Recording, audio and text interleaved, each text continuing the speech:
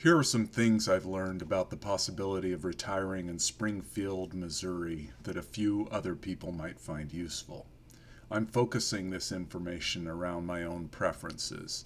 You may learn things that prompt you to investigate Springfield on your own and assess how well it meets your preferences. Located in the southwest corner of Missouri, Springfield is a medium-sized city of 170,000 people. The closest large metro area to Springfield is Kansas City, which has a population of about 2.2 million. However, Kansas City is 167 miles, or a 2.5-hour drive away. St. Louis, which has a metro area population nearly equal to Kansas City's, is about 3.25 hours away by car, or 215 miles. Other large cities which are somewhat farther away include Tulsa, Oklahoma, and Oklahoma City, as shown here, as well as Memphis, Tennessee, down here. Also, the northwest corner of Arkansas includes a cluster of medium-sized cities that, in aggregate, have a population of about 500,000. So Springfield is not quite as remote a city as it might appear on a map. There are several medium and large cities within a 3-hour driving radius of it. One of the unique characteristics of Springfield that you can see clearly on this map is that it is close to 3 state borders. The Arkansas border is down here, as I just implied. The Oklahoma border is here, and the Kansas border is here.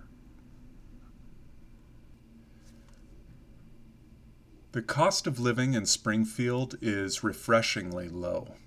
BestPlaces.net estimates Springfield's cost of living to be 18% lower than the national average for the U.S. Missouri as a whole tends to have a low cost of living, and Springfield is estimated to be 4% less costly than the state average. These estimates seem credible because the median Springfield home value in 2019 was only $124,000, and the median household income that year was only $35,677.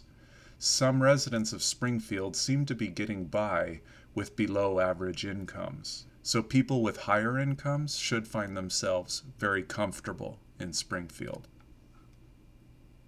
According to citydata.com, as of 2019, at least 27% of Springfield's citizens hold at least a bachelor's degree. The most common occupations in Springfield fall into the categories shown here. That healthcare and educational services were in the top 3 didn't surprise me. Springfield is home to many hospitals, clinics, and medical practices, and is also home to Missouri State University and other colleges. But I didn't expect to see accommodation and food services in second place. I wonder if this is because of Springfield's proximity to Branson, which draws a lot of tourists. I'll return to the topic of Branson later.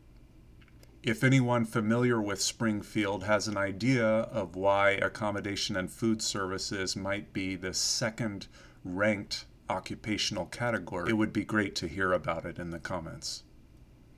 Compared to the rest of the United States, Springfield, Missouri has a fairly mild climate.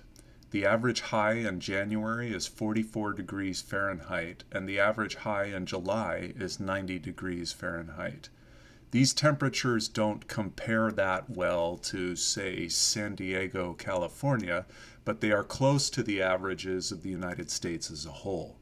Springfield's average snowfall in January is just 4 inches. Some of the top things to do in or near Springfield include visiting several different caves, the Wonders of Wildlife National Museum and Aquarium, and different gardens, parks, and nature centers. The Springfield Art Museum and Pythian Castle draw many visitors each year, as do the Route 66 Car Museum and the Air and Military Museum of the Ozarks. Lake Springfield Park provides boat rentals and includes numerous hiking trails and recreation areas. Springfield is a short drive from many lakes and rivers. Kayaking, canoeing, fishing, and motorboating are common forms of recreation. Lake of the Ozarks State Park, a 90-minute drive north of Springfield, is Missouri's largest state park and a major attraction in the Midwestern U.S. Branson, Missouri is a 50-minute drive south of Springfield and is a significant tourism destination within the Ozark Mountains. Branson hosts many theaters, as well as amusement parks and natural areas. It's worth noting that Springfield is less racially diverse than the United States as a whole. Most residents of Springfield identify as white or Caucasian. A small number of residents identify as Hispanic or Black, and even smaller numbers identify with other racial groups. Perhaps Springfield's population will become more diverse as the population continues to grow. The advantages of Springfield that I value most are its affordability and proximity to many natural areas, including caves, lakes, parks, gardens, and trails. Springfield is also just large enough, with a population of 170,000, to offer some city conveniences. The most notable disadvantages of Springfield are that it is approximately a 3-hour drive from a large airport and other big city conveniences. The weather in Springfield is acceptable to me, but not ideal in months like January and July. It's also noteworthy that citydata.com has scored Springfield as having an overall crime rate that is about 3 times higher than the U.S. average, or roughly between the crime rate of Kansas City and St. Louis. That crime rate seems high enough that residents need to plan around it.